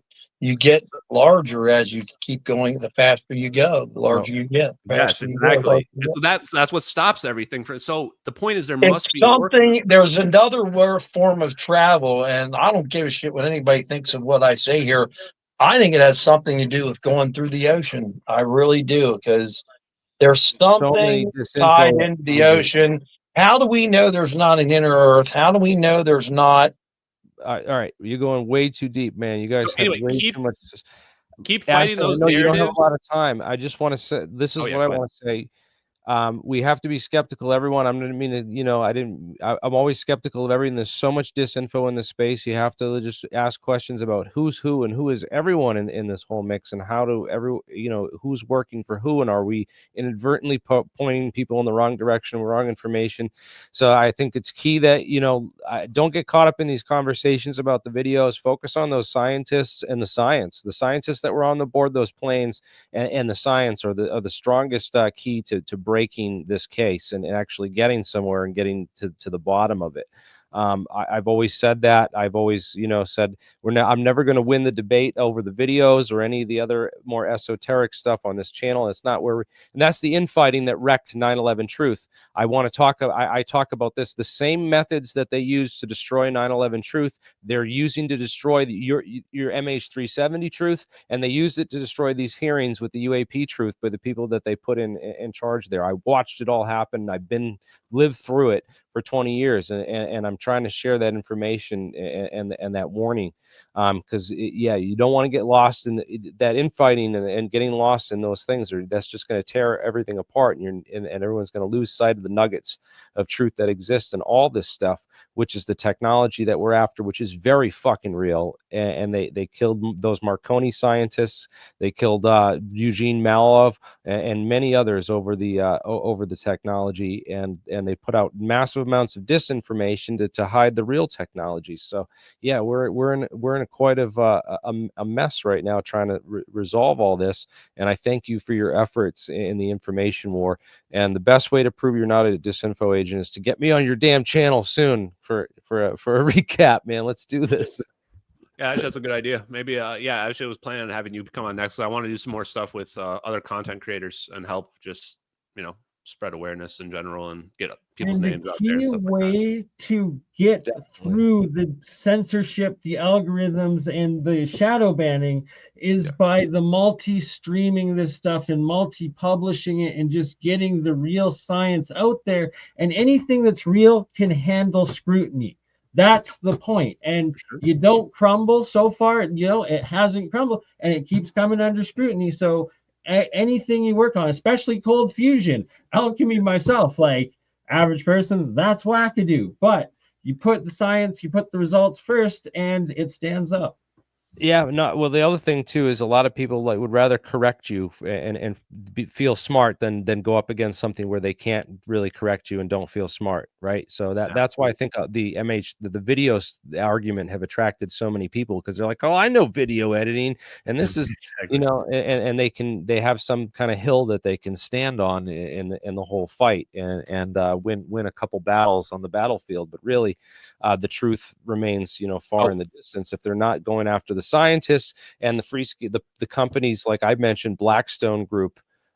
Important to mention those guys, and that Blackstone Group, has ties to 9/11 and the whole insurance scam at the World Trade Center.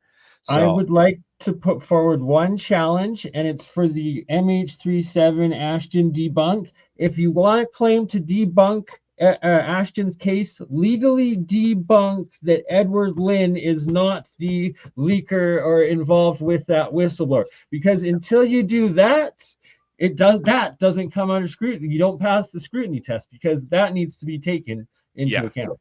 Great point. Thank you, Bernie. And last thing I thought about as well was chasing the science is the answer anyway. That's why every day I'm not posting about MH370 is real, whatever, right? Because, what am I really getting at? I think we can get ahead of the fusion breakthrough, because I think the fusion breakthrough never was going to be hot fusion. It's going to be a version of cold fusion, and they're not going to give us like the real deal. They're going to give us a gimped version of it, and we can get ahead of it. And we might actually be able to manipulate the markets by showing that, like, no, they've shown, like, just taking their schematics, we can show they could do it better, and they're just not, right? We'll be able to show shit like that. Or like with brilliant light power, their UV ray stuff, I think there's a huge clue in finding out that flash is like ultraviolet or soft X-ray, because it means that Alcubierre warp drive is like the right thing to be focused in on. So anyway, thank you guys for having me on tonight. Hey, real quick, Ashton, I got two real quick questions for you. Are you going to be at the Bob Lazar? Are you going to be at the Bob Lazar thing if it takes place? Because now it's been moved back to July. Any plans for conferences? Anything planned for the summer or the fall? Oh, I'm doing the Cosmic Summit. I'll be there. At Me the and nice. You're not going? I figured you'd be there. Me and Michael Schrad will be there. Second question. I'll be at Contact in the Desert too. So, all right. So yeah, I'm going to be at several things, so we can hang out if you guys are going to be at any of this stuff. That would be awesome. I'll bring you one of the Pokeballs, the Pokemon. Balls. Oh yeah, I want one of those. That's awesome. I'll put it in my bag somewhere here. So okay, guys, have a great night. Totally. Yeah, you too, Ashton. Cool talking to you, man. Oh, that was good for him to jump on, man. Yeah, I'm right. He's a pretty good dude. Jeremy Corbell, Lou Elizondo, you talk shit about them and they're in the chat. They will hide. They will run. They will never jump on the stream and take stand by their truth.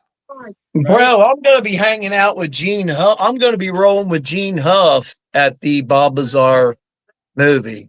See, that's going to really be funny, isn't it? Bob Lazar is so essential to your guys' stuff is because you know the science and debunk the shit out of it. Like your website. I'm going to meet him. The website. I know the science and he knows the whole like story and all the people and Gene Huff is going to take me back to meet Bob. Bob Lazar said he likes watching my questions, and he found that that my one question about the element 115, known as LA 1000, melting at 1750 degrees, he found that I asked him a question. I called him on the phone. I said, hey, I want to talk to Bob Lazar.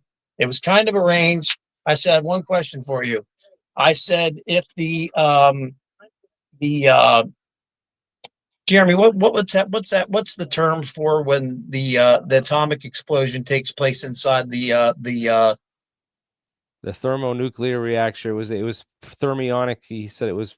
He used a lot of words. Science. It's called something, but it takes 2 million degrees to do it. It's the damn it. Anyways, inside that reactor, you have element 115. Element 115 bumps up to element 116. Exactly. When it bumps up to element 116 is when all the power is released. There is unsustainable amounts of energy, just like hot fusion, right? Don't ever go for that. Well, but don't look for cold fusion, and that's the whole point of it.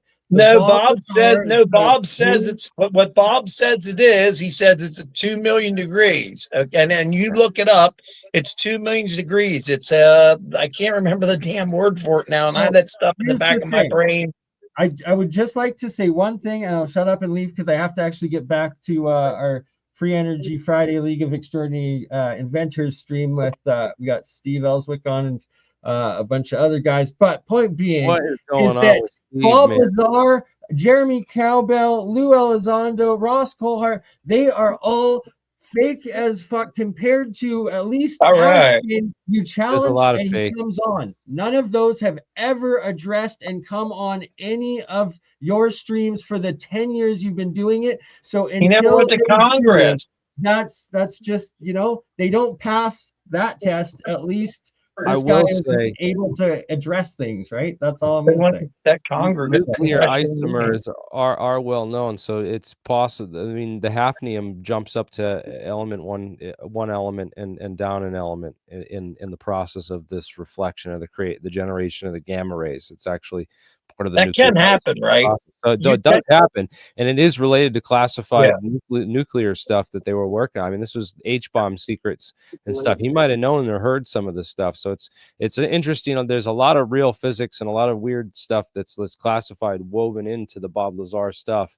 I think a lot of what he learned was at Los Alamos. Yeah, stuff that he learned. He was working with geniuses, and they were coming over to his little brothel, you know, and stuff. And he had a lot of friends. Yeah, he was a popular guy with his rocket car, driving around Los Alamos and talking, like, you know, the physics talk with tons of people. He talked shop with a lot of people, and he's also the United Nuclear guy. If you needed materials or you needed stuff, $175 posters, bullshit though. When people say he doesn't make money off that damn story, that's a lie. Because listen, that kid said some days he packs 100 signed posters at $175 a piece. Oh my God, think about that. That's what, $10,750 in one day, but you're not making any money off of it. Then a signed picture of him himself is, I think, 125. I was showing Michael Schratt this the other night. Michael Schratt was in shock. I'm like, look at the price of an Area 50 mug, Area 51 mug, and all this stuff. He's making money off this stuff. Yeah. That's all bullcrap when he says he doesn't make money. That kind of aggravates me. Well, no, it aggravates the shit out of me. I'm not gonna lie. Look, there's your mugs, $20. That costs what? $3 in China. And then the shipping is always outrageous. Now he's not in Michigan anymore. He's in Oregon. Well, anyways, I mean, we'll have to get Bob on, and if you meet him, we'll do a live interview at the.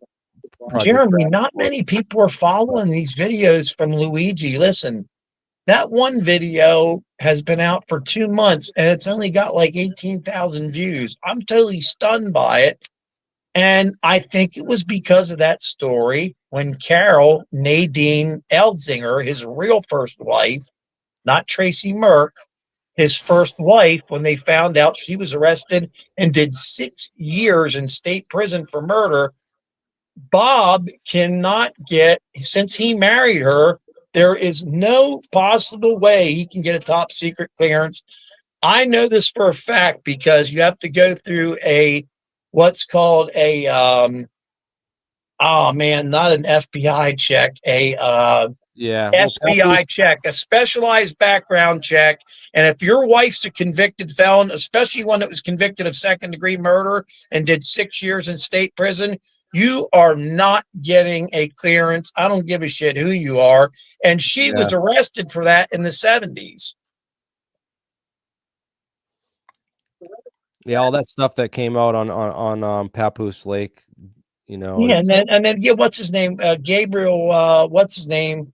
Zeifman or whatever, flew right over the spot. It's like, oh my God. It's so obvious when they dangle this stuff out in your face, and it's so out in the open and everywhere, and it's the first thing you find. And if you ask anyone at the UFO convention what's the key to anti-gravity, they say element 115.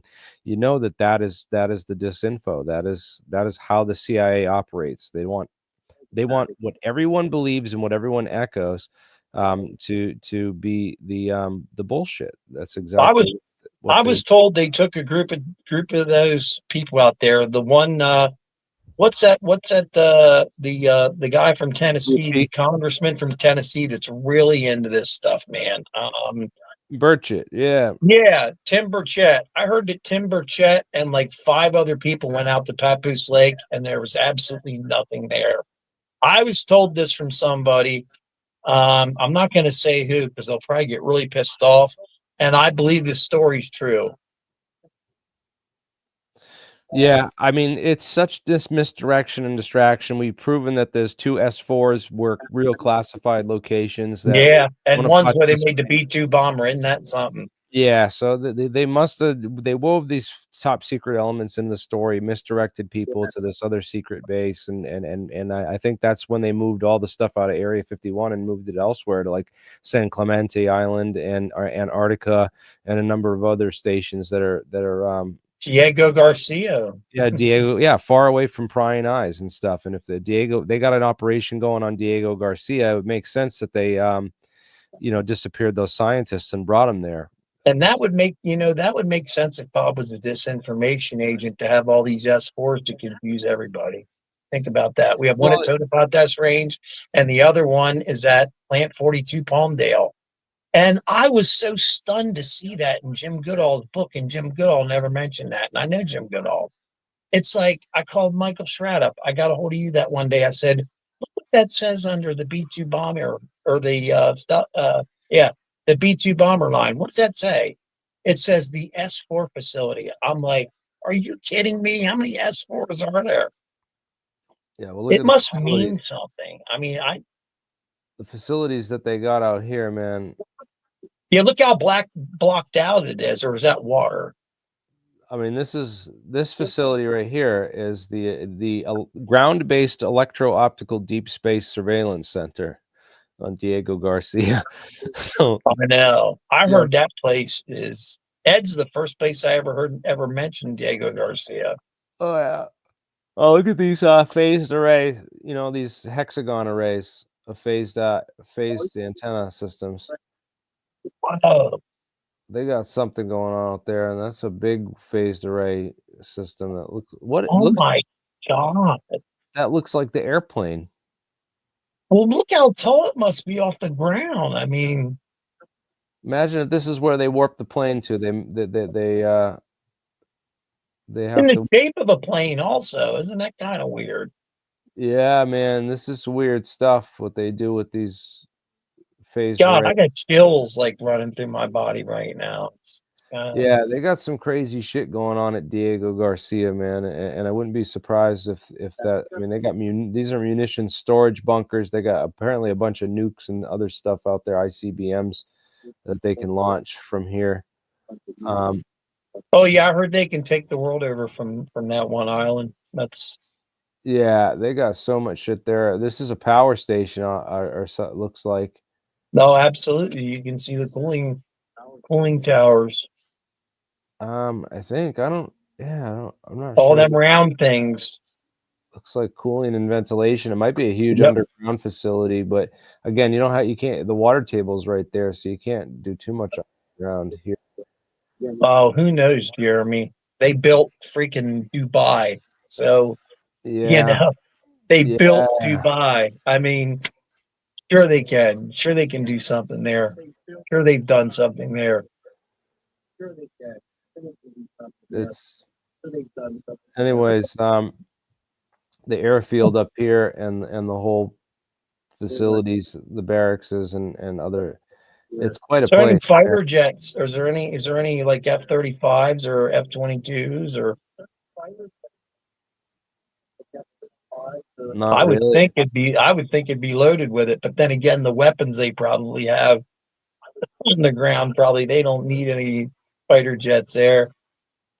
They got better stuff. Yeah.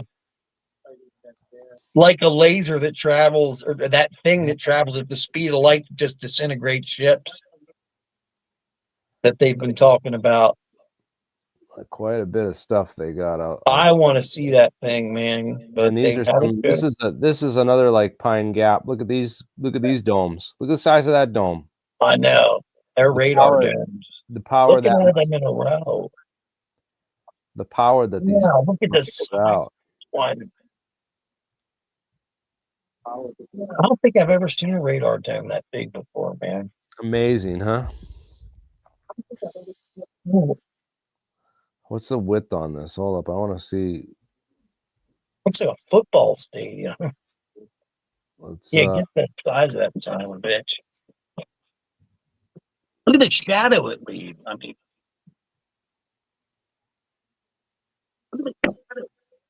100 foot. 100-foot radius diameter. Oh, it's 50-foot radius.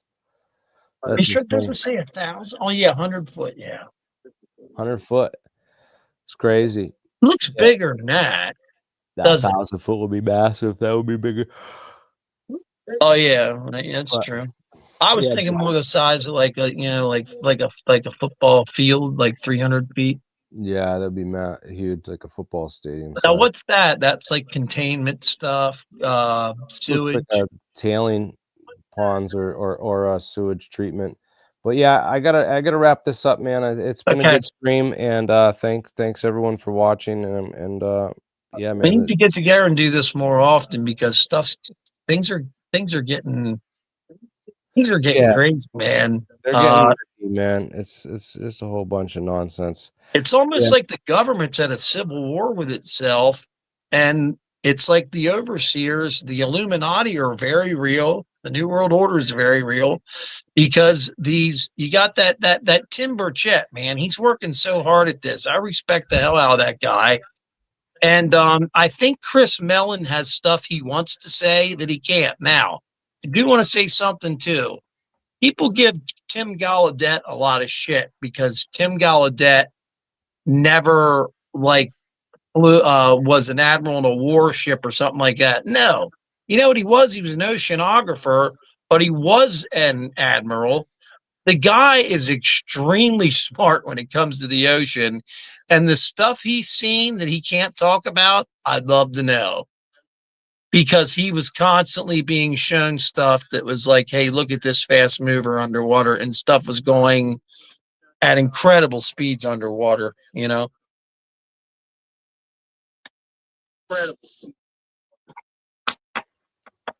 Well, anything else you want to show? Nah, I just think that people should pay more attention to Gallaudet. I'll have to check him out.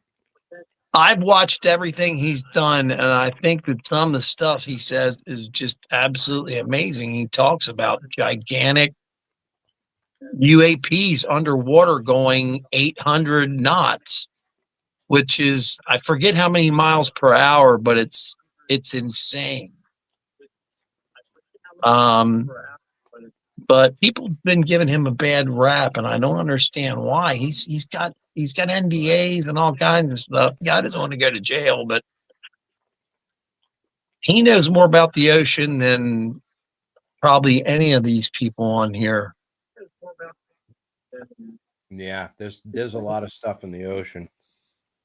Absolutely, and there's stuff he wants to say, and he said it already, and he said, I got to watch myself. I can't. Not like Lou Elizondo that just says that on purpose every other sentence. Did you see what Lou Elizondo put out, man? No. I saw him today for like 8 minutes, but I didn't watch it. What did he do? He released another classified UFO picture.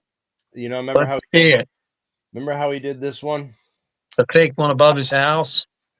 Yeah. Well, let's find it. I think it's on X because I'm not seeing it coming up on here.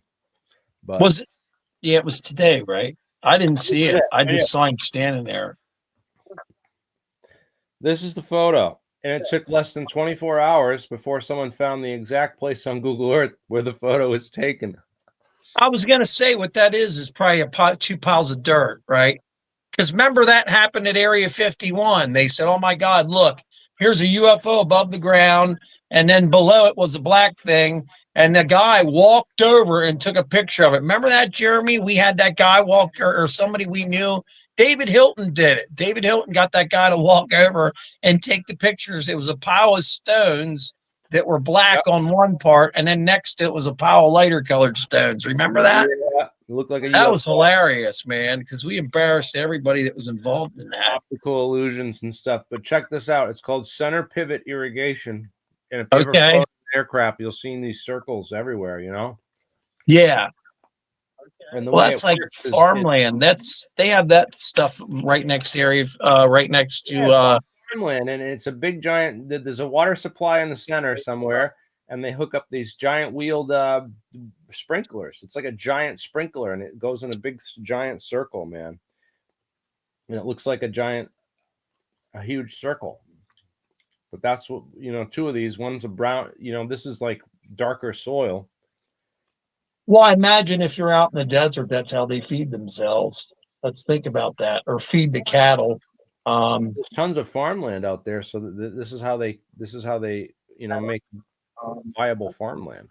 Jeremy, you know what's really been coming out lately? I watch, I love watching the Navy SEAL stuff and shit like that, right? You have no idea how much training them guys did out at Groom Lake for first the Bin Laden raid and many other raids. And when I say Groom Lake, they were Dogbone Dry Lake. If you ever go to Dogbone Dry Lake, there's all these mosques and stuff that are fake mosques that they would train and go in and do like like going and raid the place and stuff like that. We're talking like SEAL Team 6. We're talking Devonbury, right? Yeah, well, what they would do is they'll make a mock-up version of Bin Laden's compound, and then they did that in North Carolina. Go to the right and go over to Dogbone Lake and go to the southern end of it, and you will see. You got to go to the right. You got to go way over. That's not Dogbone Lake. Well, they might have stuff there too now, also. Over there to the right. Now go to the very south end of it. Now go to the very south end of it. Keep going south, actually. Yeah, they have moss, all kinds of stuff. Keep going south. Model test city, the Dogbone Lake model. There we go. Look, do you see that one that's a mosque right there to the left of where you're at? Just over to the left and down a little bit. You can see the round top. It's a fake mosque.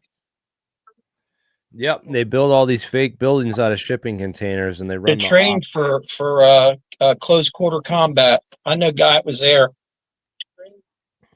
Yep, a lot of this is set up like certain real locations in other countries. So or actually exact locations. They would practice for they would do what they're called workups.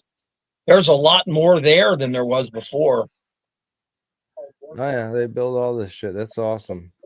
Cool. Yes, guy was telling me about this. Guy was telling me about this. He said there's a guy that were hurt really bad out there flying out. They wrecked helicopters and everything out there, man. But they wanted to do it there because it was the closest they could get to Afghanistan because of the mountain ranges, the desert location, the environment. It's cold at night. It's hot as hell during the day.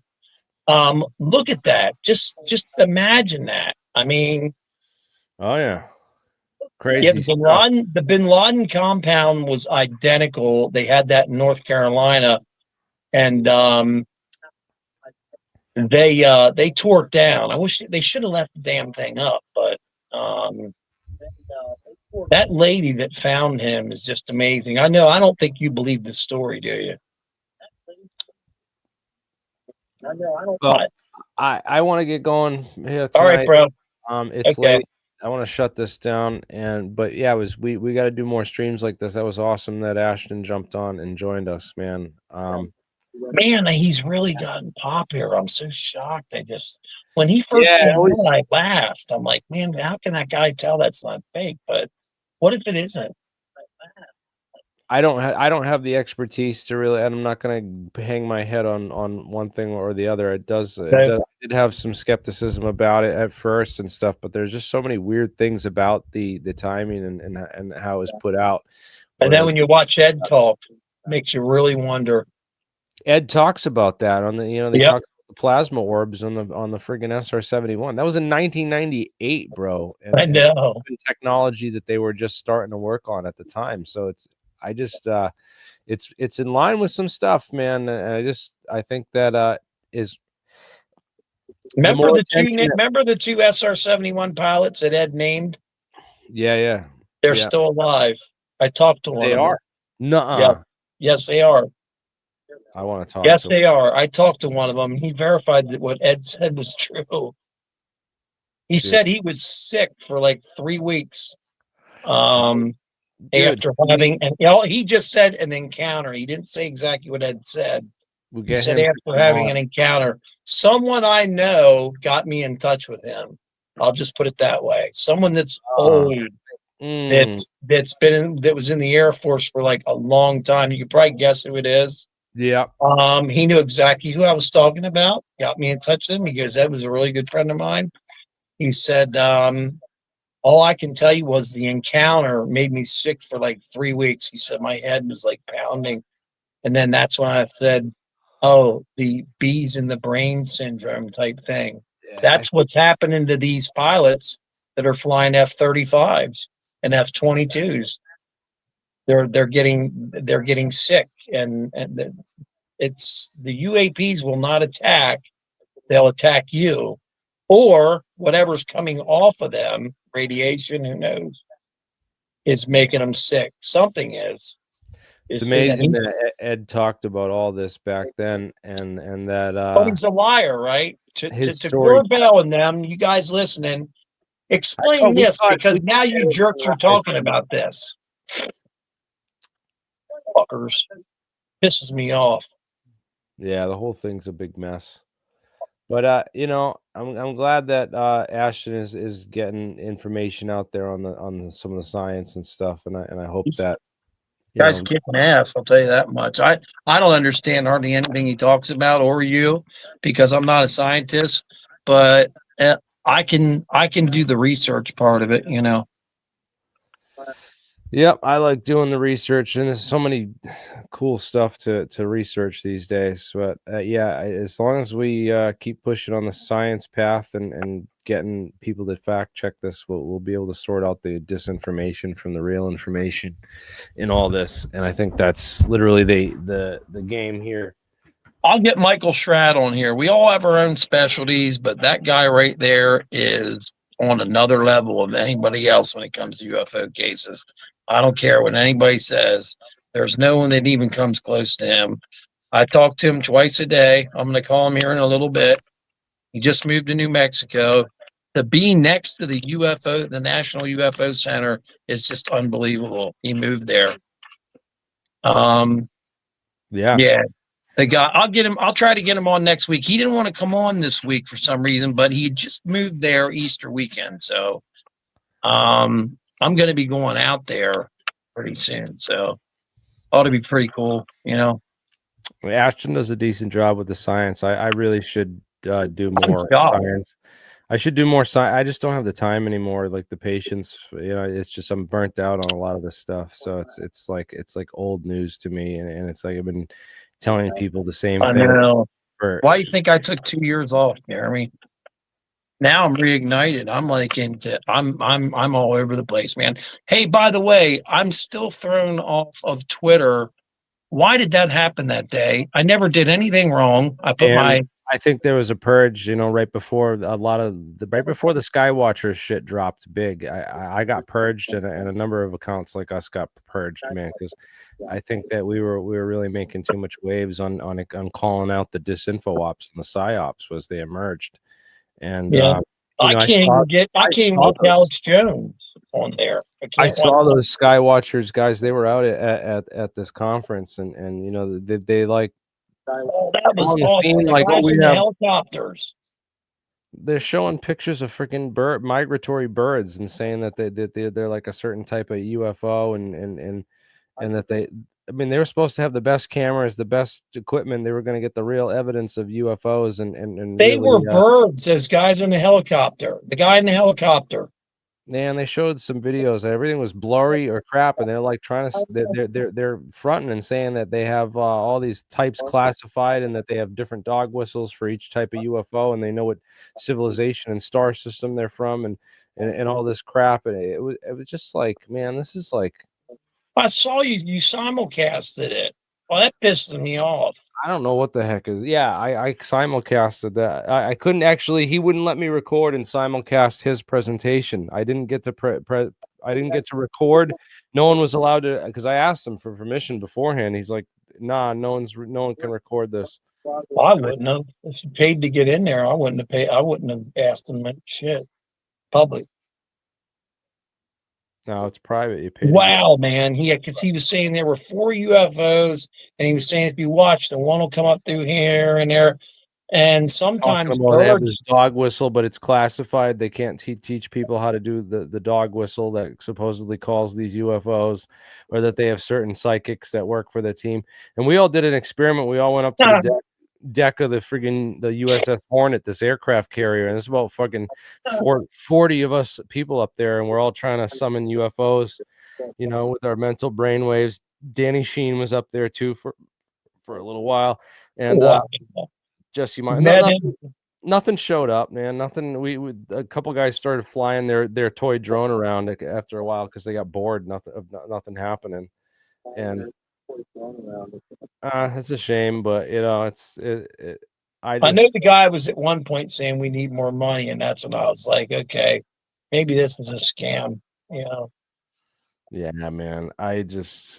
Anything that is allowed to get really big really fast, I get skeptical of, which is why I understand, you know, the points people were bringing up about Ashton earlier, you know, and I was like, you know, how is this guy getting on these big shows and doing this stuff? But, you know, Ashton's not like those guys who like Jeremy Corbell will never, ever name drop us, like ever. No, he won't. Remember, he said, I'm the only guy that makes him scratch his head about Bob Lazar. Do you remember he said that?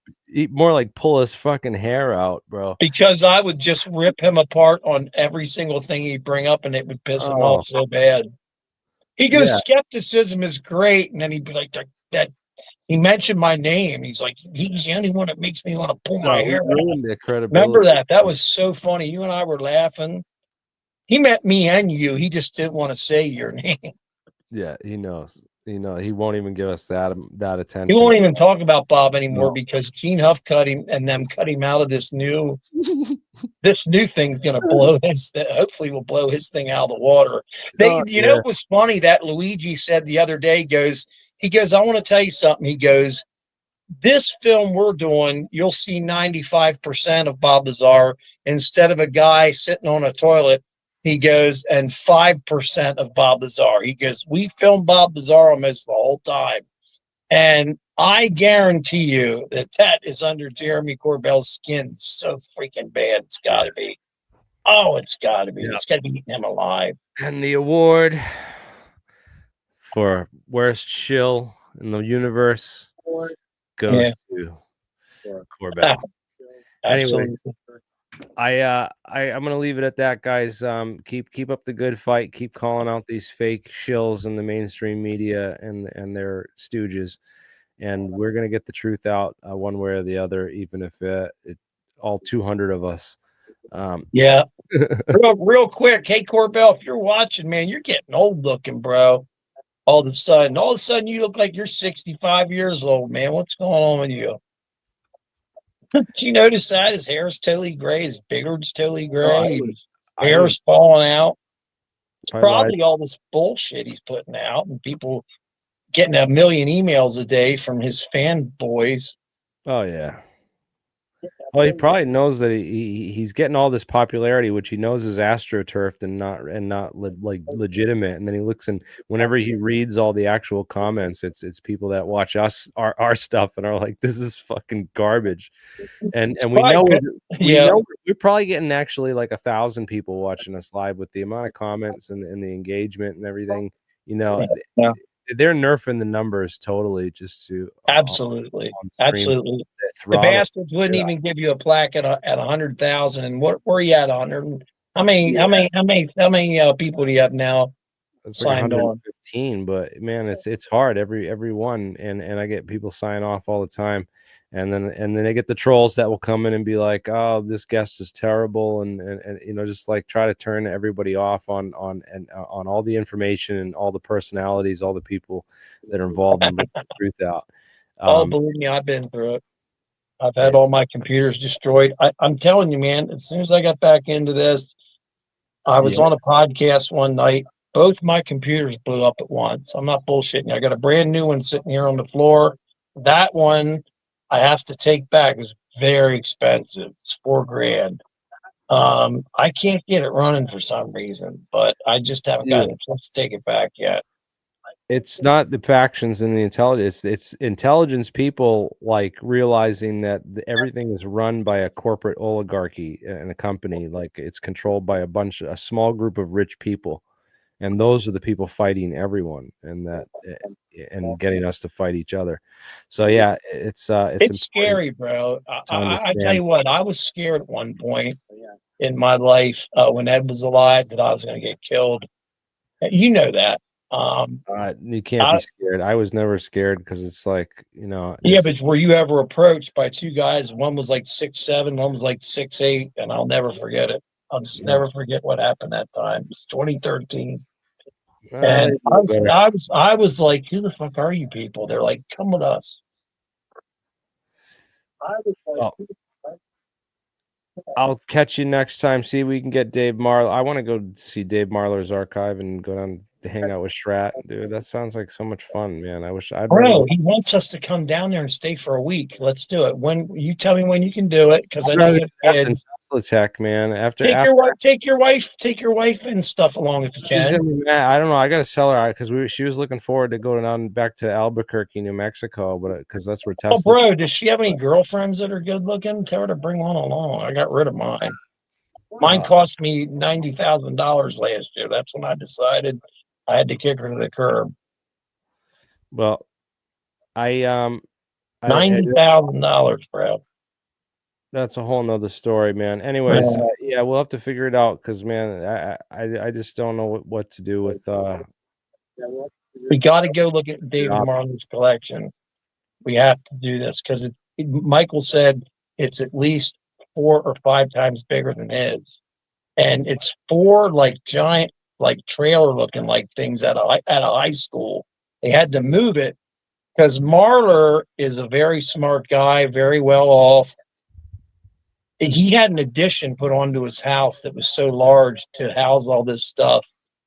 And it's just incredible. Jeremy, his book selection, there's not a UFO book supposedly that he doesn't have. You should see this book selection. The library is separate from the other buildings.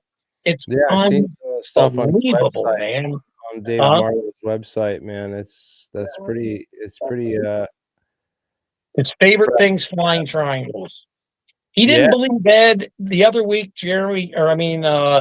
Michael got me on with him, and we weren't live, we were private, and I talked to him. He just didn't want to believe Ed, and I told him, I said, here's what Ed told me, and he really enjoyed hearing the story I told him, about when Ed got off the plane, had the foggles put on, looked to the left. Ed said he thought there was a building there sitting there, and he noticed that it was hovering off the ground, and it was a triangle, but it wasn't the 650-foot version. It was the 300-foot version.